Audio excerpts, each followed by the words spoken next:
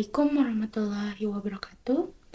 Perkenalkan, nama saya Indira Geladi Martina dengan NPM 220401012. Di sini tujuan saya membuat video pembelajaran guna untuk memenuhi tugas UTS Statistika dosen pengampu Ibu Farhana Muhammad, SPDME. Saya mengambil tema MEAN dengan 3 metode. Di sini ada definisi MEAN. MEAN merupakan salah satu ukuran untuk memberikan gambaran yang lebih jelas dan singkat tentang sekumpulan data. Istilah lain MEAN yaitu ada rata-rata atau rata dan juga rataan. Lambang MEAN itu sendiri adalah X bar.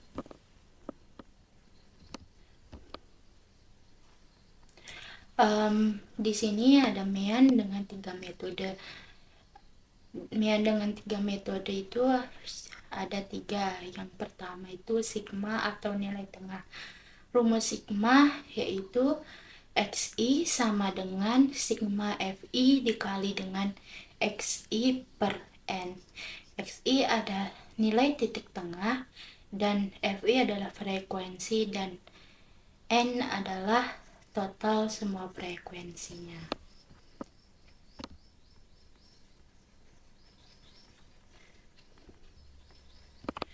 Yang kedua, menggunakan coding atau kode.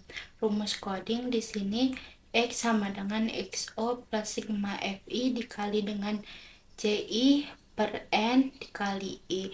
XO adalah nilai titik tengah pada frekuensi terbesar. CI adalah kode titik tengah atau coding, dan I adalah interval kelas.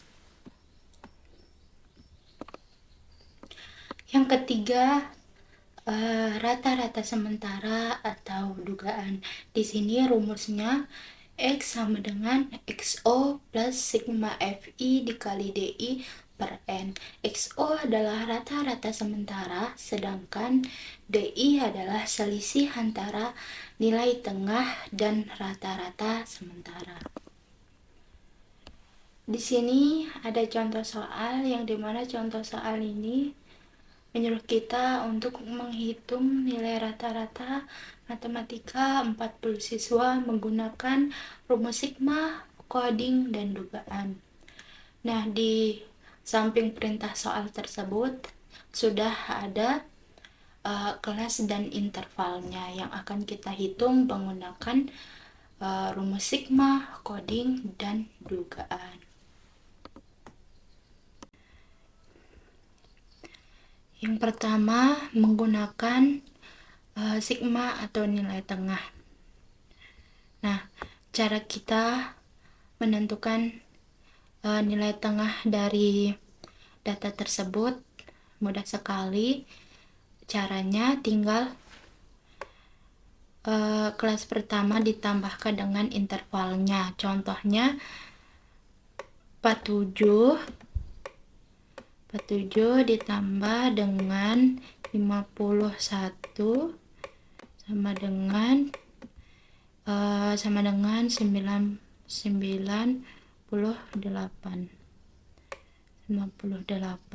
Nah, dibagi dengan 2. Nah, hasil dari pembagian ini hasilnya yaitu 49. Nah, 49 ini adalah nilai tengah dari kelas pertama. Kemudian kelas kedua sama saja, hasil dari 52 ditambah 56 sama dengan 108 ya, 108. Dibagi 2 sama dengan 54. Nah, 54 ini adalah nilai tengah dari kelas kedua. Begitupun seterusnya sampai kelas terakhir. Nah, setelah kita menentukan XI-nya, kita harus menentukan FI dikali XI. Caranya tinggal dikalikan saja. Contohnya itu 2 dikali 49 sama dengan 98. 5 dikali 54 sama dengan 270.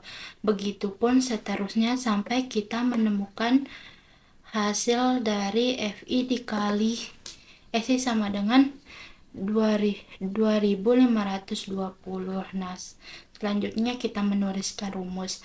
Nah, rumus dari sigma itu adalah XI sama dengan sigma FI dikali dengan XI per N.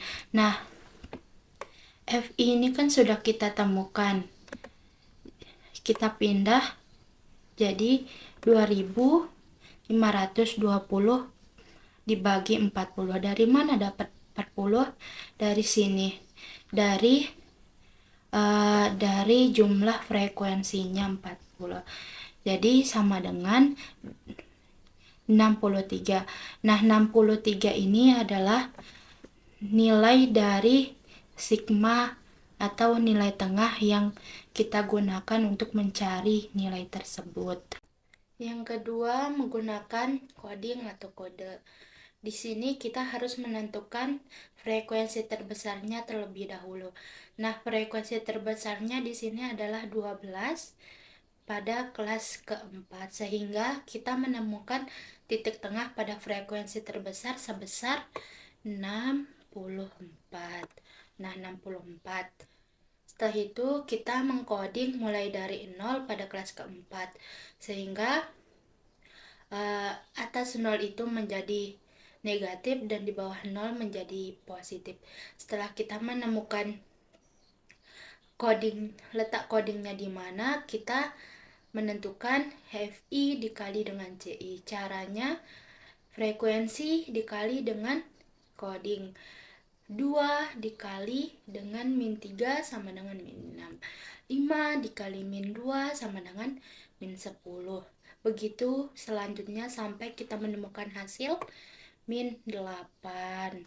Nah, setelah kita menentukan semuanya dari data tersebut, kita menuliskan rumus. Rumusnya X sama dengan XO plus sigma FI dikali CI per N dikali I. Nah, XO ini kan sudah kita temukan sebesar 64.